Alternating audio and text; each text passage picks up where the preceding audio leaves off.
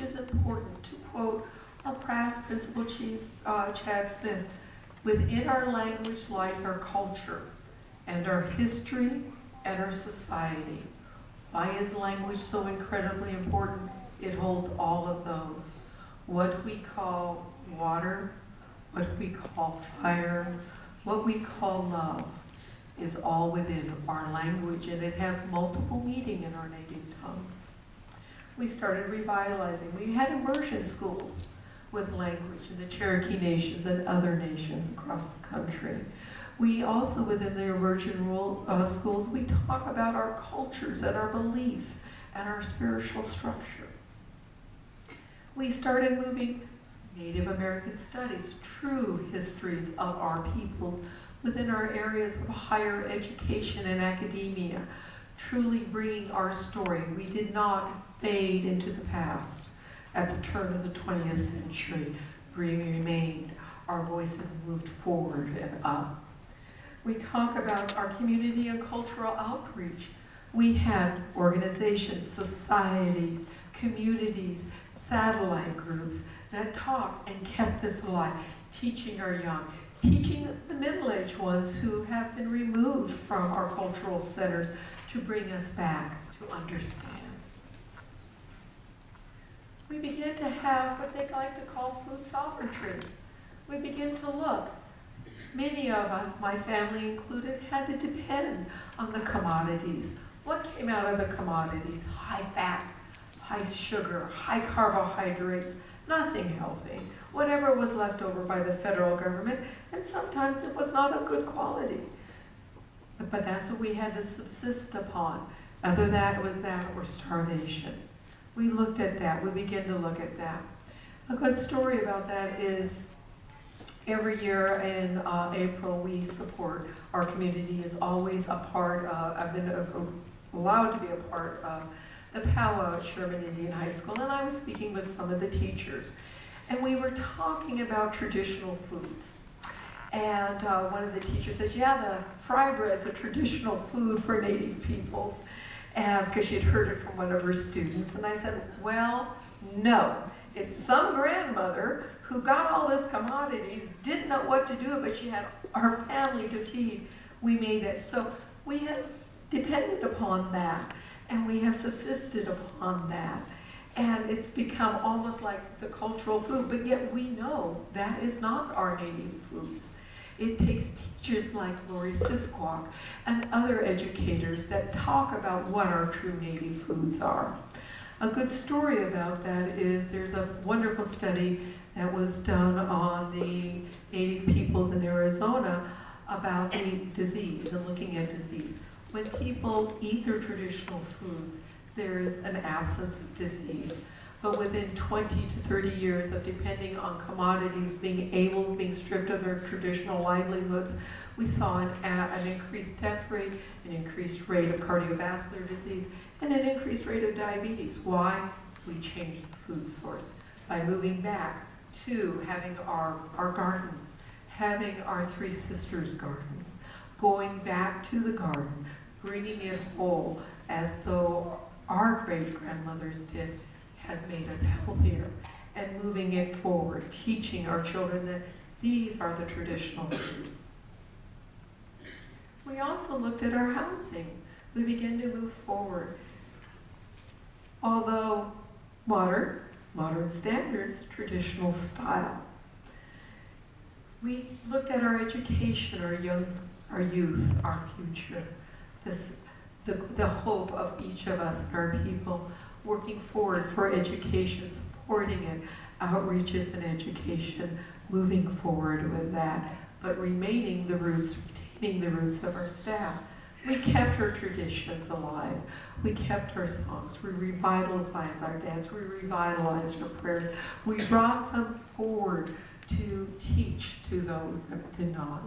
We have many, many famous people that are of Native race that have moved and excelled within our societies, from which we can be proud and look forward that these are heroes.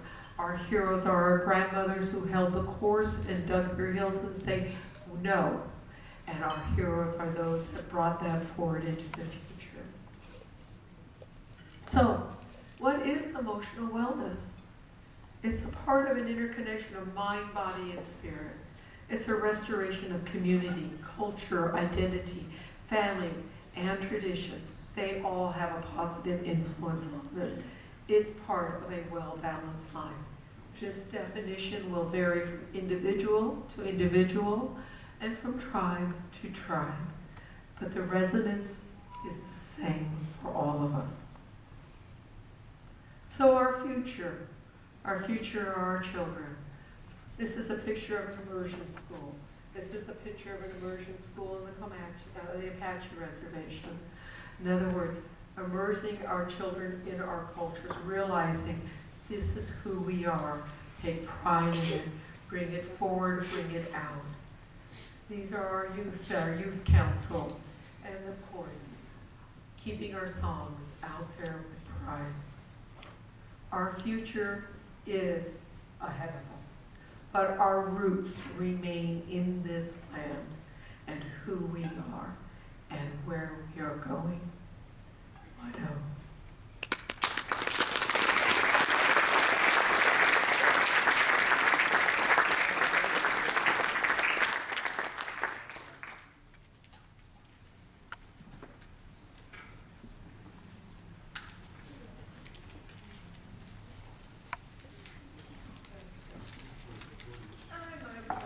I guess you guys get to hear me some more. I'm sorry about that. Darn it, huh? Well, so in my talk, I spoke about where that core for all of us came. And we can all look within our own people and we can talk about my grandmother, trust me on that one. She was a strong woman. My brother's over there laughing. He's shaking his head, yes. And she needed to be because she faced adversity. It brought me to tears when I heard the story of Opal Hill. This is the story within all of us. Not everything was rosy, not everything was not rosy, but they dug it in. And when we leave our traditional lands, we lose something. We lose that connectivity. We kind of lose that who we are. The value of communities is just that. Even if you stay within your reservation or your traditional tribal boundaries, having your community is the one place where you can continue to learn, to grow, to keep the course, and to be aware of your past and fighting your history. And the Cherokee community of the Inland Empire is one such example of that. It truly is part of the brainchild of our past principal chief, Champ Smith. Long before he was principal chief, he spoke of in the 1990s or 1980s of a 100-year vision of looking where our future was at. He realized that within the Cherokee Nation itself, many folks did not understand even their own history or what they could do as Cherokee people, or do we have to speak with the Indian Bureau of Affairs if we can do this or that or the other thing. Where were our sovereign rights that were given to us by treaty and that are guaranteed to us by treaty? Who were we? So he embarked upon the journey of the Cherokee history course, really for employees of the Cherokee Nation so they understood who they were. He looked beyond that. We know in Southern California there's about 5,000 Cherokee Nation citizens that reside within Southern California, and another equal part, or probably a little bit higher, in the Central Valley and Northern California. Why? Because we've had more than one trail where we cried. We had trail where we cried when we were moved to Northeast Oklahoma. We had many other trails that were economic that came through the 30s and the mass relocation of the 50s of our people. How do we connect all of our citizens back to our nation?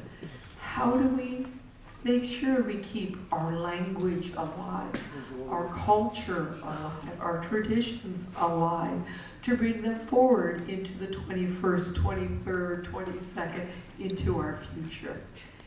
The idea and the concept went back to our history. It was those social clubs. It were those cultural gatherings. It was meeting at our traditional ceremonial grounds. It was those groups that kept it together. Chad Smith, along with Julia Coates, who is a professor out of Berkeley at the time, got together with a group of very forward-thinking Cherokee citizens here in the Inland Empire to form our community. And the word has spread and grown. In fact, we have satellite communities throughout the United States. In Southern California, we have the Inland Empire, Orange County, Los Angeles, like LA. We have San Diego. We again have our counterparts in Northern California, in which we meet on a monthly basis, in which we share traditional stories, we share traditional crafts, and the stories behind the crafts, language, games, history, culture, fellowship, going forward as long as we retain the past. And that's really what we look at. We have to grow the past in order to maintain the future. Raising our heirloom seeds. Why is that important? Because that is the time for my grandchildren to move forward. They love the fact that we have Indian popcorn, and it's not quite the same. And Grandma, why are these called rattlesnake beans instead of regular beans? Because they sure look like pinto beans to me. You know, and it's kind of these different stories and helping in the garden and talking about, wow, Cherokee people don't have drums, the big drums. What is a cell shaker? Are they really 20 pounds each? It's a workout when you go to a stomp dance, let me tell you, ladies. We ought to be doing that every night for our cardiovascular workout. Okay? Yes, that. But the men can't dance without the women. We have to have balance, and that's important. Unfortunately, in California, because of our beliefs, we will never have ceremonial grounds because the West Cherokee is moving to death. And so we would not move our eternal flame to the west any further than Oklahoma. So for us, we go home. We have the national holidays. When invited, we definitely go to the ceremonial grounds, and we're right in there, that counterclockwise circle around the fire. But our communities keep that fire alive, understanding what a stomp dance is and what it means to us. Just like the burger mask. You know, the burger masks are very important, just like other masks and dances with other folks. It keeps the community whole, allows us to laugh at ourselves and laugh at adversity. And my gosh, the mask that we use, the sterilization of the mask that we use for the white man, we were, if you really knew what it meant, yes, he did. So absolutely we did that. Breaking through the stylization of Hollywood and overcome.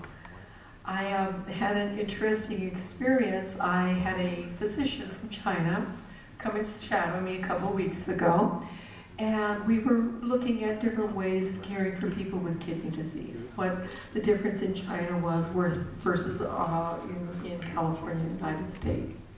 The first thing he looked at me, he goes, "You're Indian?" I go, "Yes, I am Cherokee." And he kind of took back and looked at me. And no, I didn't match what they showed on TV. Darn. You know, gosh darn it. And, was the wrong shade of brown, and I wasn't wearing buckskin. You know, okay, so yes, I know. So we had to overcome a little bit of that, and sharing some cultural and ethnic ideas and breaking through those stereotypes. And this is where we take it. It's not being that overwhelming leader at one time. It's being that little person of change, that one difference.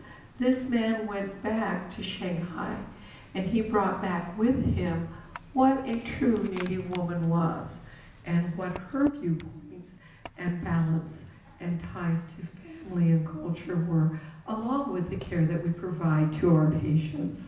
So yes, community is that important. And That's about all I have to say. I have to applaud the San Bernardino County Mental Health and the communities here.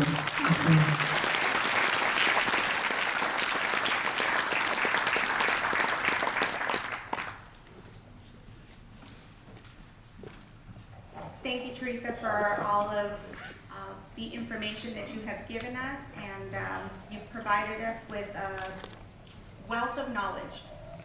Okay, first I would like to